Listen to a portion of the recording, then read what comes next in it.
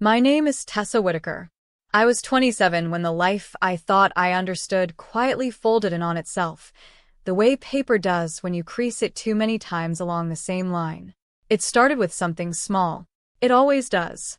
I woke before the alarm that Tuesday, the way I sometimes did when my body sensed the day would ask something of me.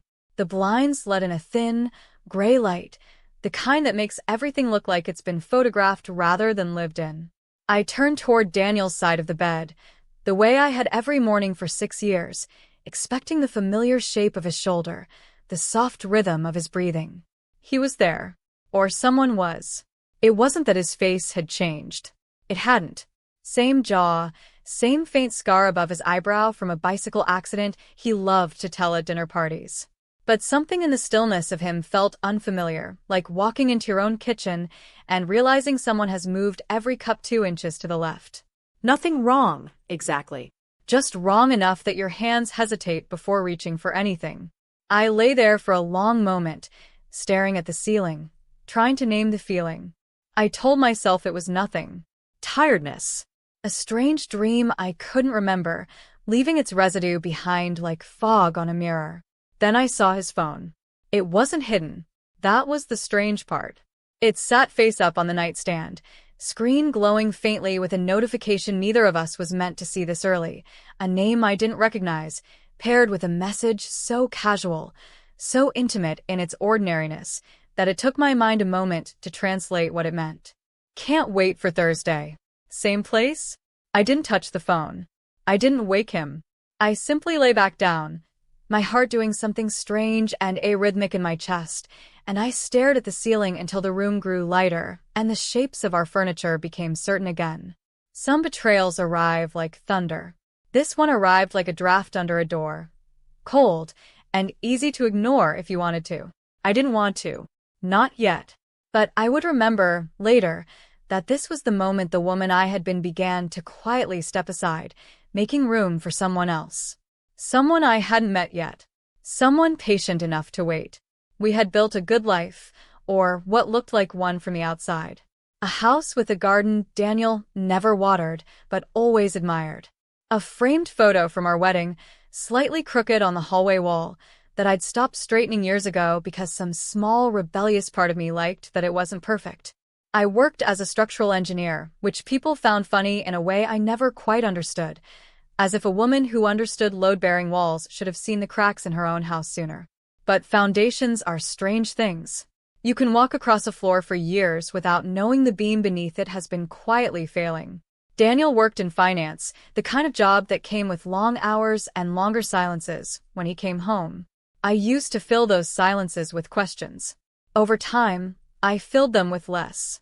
I didn't confront him that morning. I made coffee. I packed my bag. I kissed him goodbye at the door, and he said, "Have a good day, Tess," the way he always did, and I said it back, and the 2 sentences passed between us like nothing had shifted at all. But something had. I noticed it in the days that followed. The way he angled his phone away from me at dinner, the way "working late" had become a phrase he used with a new, practiced ease, the way his eyes, when they met mine, sometimes carried the flicker of someone checking whether they'd been caught. I didn't cry. That surprised me most of all.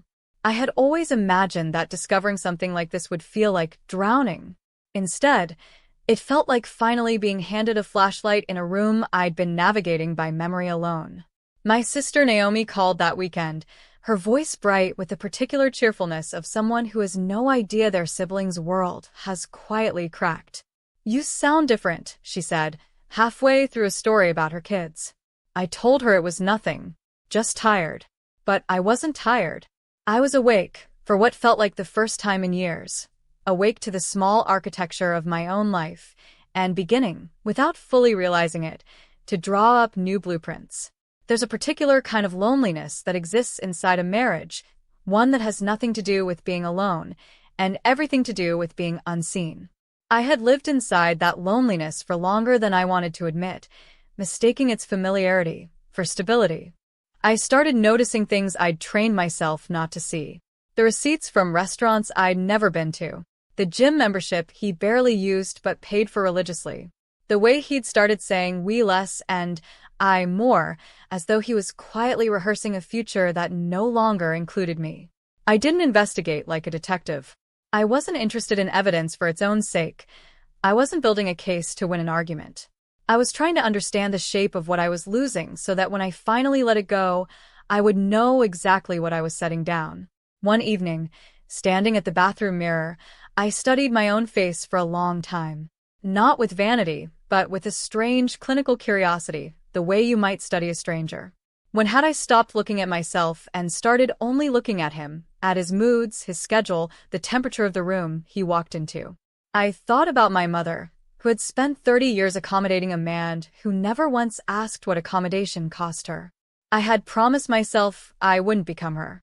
And yet here I was, folding myself smaller and smaller, hoping the emptying space might somehow save the marriage. That night, I wrote in a journal I hadn't opened in years. Not accusations, not plans. Just a single sentence, written slowly, like a hand testing a door it wasn't sure would open. I am allowed to want a life that sees me. I didn't know yet what I would do with that sentence. But I knew I had finally written something true, and truth, once written, has a way of refusing to be unwritten. It was an accident that led me to the letters. If anything in a marriage built on quiet omissions can really be called an accident.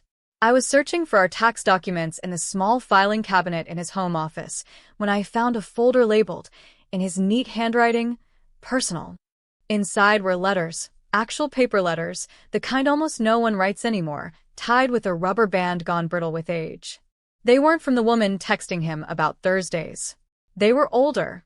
From his mother, mostly, and a few from a woman named Renata, whose name I recognized distantly from a story he'd told me once about a college relationship that hadn't worked out. I read them slowly, sitting cross-legged on the office floor, sunlight moving across the carpet as the afternoon aged around me.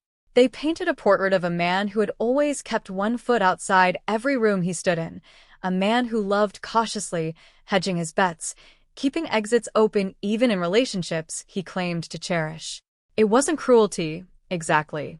It was cowardice dressed up as charm. I understood, reading those letters, that his betrayal hadn't started with a text message. It had started years earlier, in a pattern so old it had calcified into his personality, a habit of keeping love at arm's length so it could never fully disappoint him, even as it quietly disappointed everyone who loved him. I put the letters back exactly as I'd found them. I didn't need to confront him with paper from another decade. I needed, instead, to sit with what I now understood, that I had spent 6 years trying to earn the full presence of a man who had never learned how to give it. That night, I slept in the guest room for the first time. Not out of anger.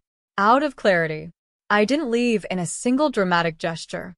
I left the way a house settles, slowly, in small shifts that no one notices until the whole structure has changed shape. I opened a separate bank account. I began, quietly, to research apartments in the part of the city near my sister, where the light came in low and gold in the evenings. I told no one yet, not even Naomi, because I understood that some decisions need to be made in silence before they can survive being spoken aloud. Daniel noticed the distance growing between us, but he mistook it for exhaustion, for the ordinary erosion of a long marriage. "We should take a trip," he said one night, refilling his wine glass without offering me any. "Reconnect." I almost laughed. Not because the idea was absurd, but because it revealed how little he understood what had already ended. I thought often during those weeks about the difference between reacting and choosing. Reacting would have meant confronting him the morning I saw the message, shouting, breaking something, demanding explanations he likely would have twisted into apologies designed to buy time. Choosing meant something slower. It meant building, quietly and deliberately, the life I would step into once I finally said the words aloud. I met with a lawyer on a Wednesday afternoon, telling my office I had a dentist appointment.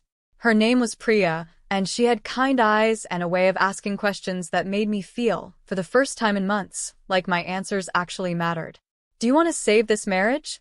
she asked, near the end of our conversation.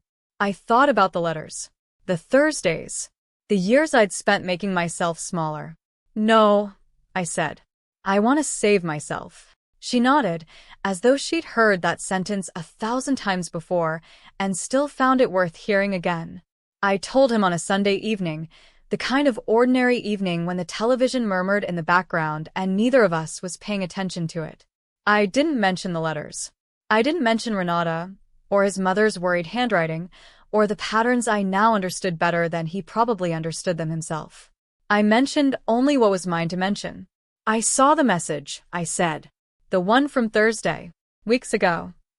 His face didn't collapse the way I'd once imagined it would. Instead, something almost like relief passed over it, the particular relief of a man who has been dreading a door being opened and finds, once it finally is, that the room behind it isn't as frightening as he'd feared. He tried, briefly, to explain.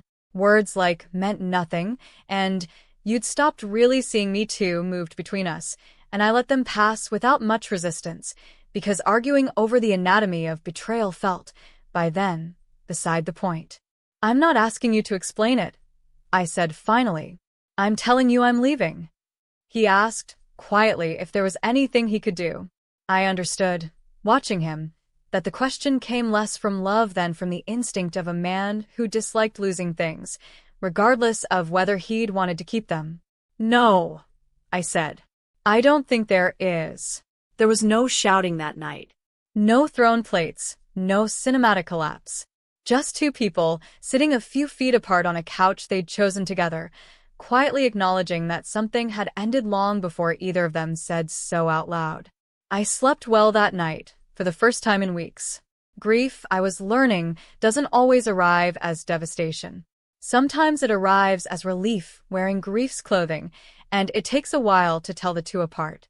The apartment I found had bad lighting in the kitchen and a radiator that clanked at night like it was trying to tell me something. I loved it immediately, in the fierce, uncomplicated way you love the first thing that is entirely, unmistakably yours. I hung the photos I wanted to see. I bought a second-hand desk and refinished it myself, sanding down the old varnish until my hands ached, until the wood underneath revealed a grain I hadn't expected, warm and imperfect and, somehow, exactly right. Naomi helped me move boxes on a Saturday, and somewhere between the third and fourth trip up the stairs, she finally asked the question she'd been holding back for weeks. Are you okay? I thought about the morning I woke up beside a man who felt like a stranger. I thought about the letters, the Thursdays, the years of folding myself into smaller and smaller shapes. I thought about the sentence I'd written in my journal, I am allowed to want a life that sees me, and how it no longer felt like a question, but a fact I had finally proven true. I think I'm becoming okay, I told her. On purpose this time. Work became a place I threw myself into with new focus. I was assigned a project I'd wanted for years. The structural renovation of an old community center downtown, a building that had been quietly crumbling for a decade because everyone assumed its problems were too deep to fix. I understood that building in a way I couldn't quite explain to my colleagues. I understood what it meant to hold weight for years without anyone checking whether the foundation could bear it. We finished the renovation in the spring. Standing in the doorway on opening day, watching children run across a floor I had personally certified as sound, I felt something settle in my chest that had been unsettled for a very long time. People sometimes ask if I regret the years I spent married to Daniel. It's a fair question, though I've come to distrust the framing of it, as though a life can be neatly divided into the parts worth keeping and the parts worth discarding, like sorting laundry. I don't regret them. I learned, inside that marriage, the exact shape of what I would no longer tolerate, and there's a strange, hard-won gift in that kind of knowledge. I saw Daniel once, months later, in the parking lot of a grocery store neither of us used to frequent. He looked older, somehow, in a way that had nothing to do with time.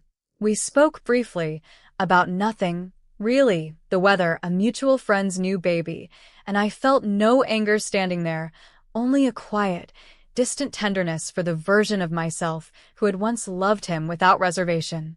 You look good, Tess, he said, and I could tell he meant it as more than politeness, that some part of him was trying, clumsily, to acknowledge what he'd lost.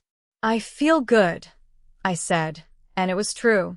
I think often about that morning I woke beside him and felt, for the first time, like I was lying next to a stranger. I understand now that the stranger wasn't only him. It was the version of myself who had spent years shrinking to fit a life that no longer had room for her. I didn't destroy anything to get here. I didn't seek to hurt him, or expose him, or make him suffer for what he'd done. I simply stopped waiting for someone else to notice me and began, quietly, deliberately, to build a life where I no longer had to. Some mornings now, in my apartment with a clanking radiator and the crooked kitchen light, I wake up beside no one at all. And for the first time in years, when I open my eyes, I recognize exactly who I've become.